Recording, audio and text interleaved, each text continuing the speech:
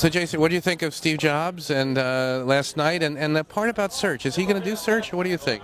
That was one of the best interviews at the D conference. I've been to 5 or 6 of these now, and Walt and Kara have a great rapport with him, and he let out all aspects of his personality, the good and the bad.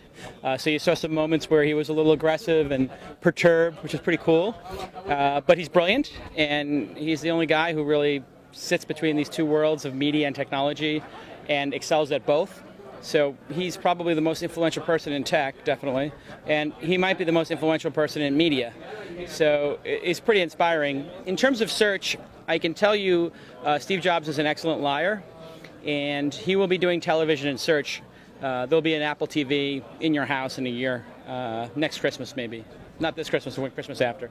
And he will have a search engine probably within 2 years, or not.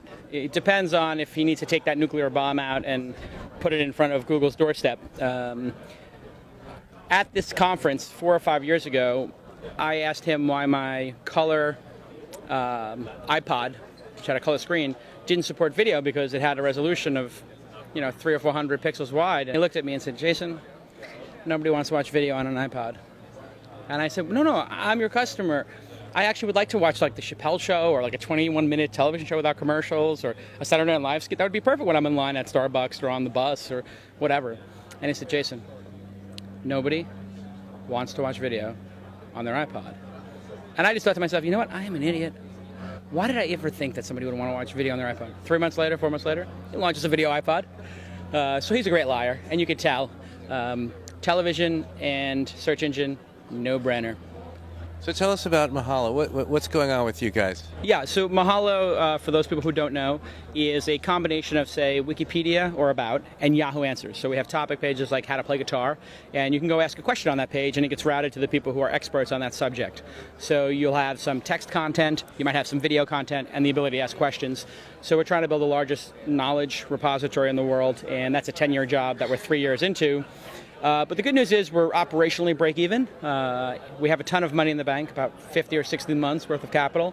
And we just hired a president, Jason Rapp, who previously worked at the New York Times and IAC, and he's been great.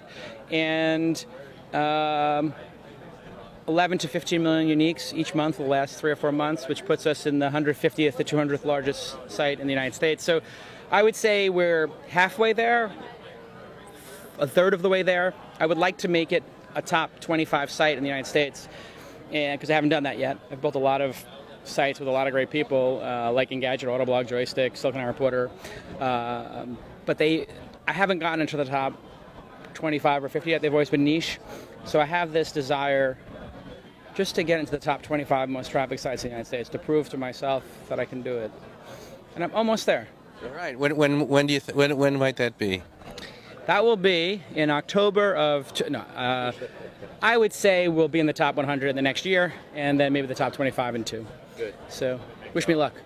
Good luck, Jason. Great to see you. Congratulations on everything. Yeah, thanks.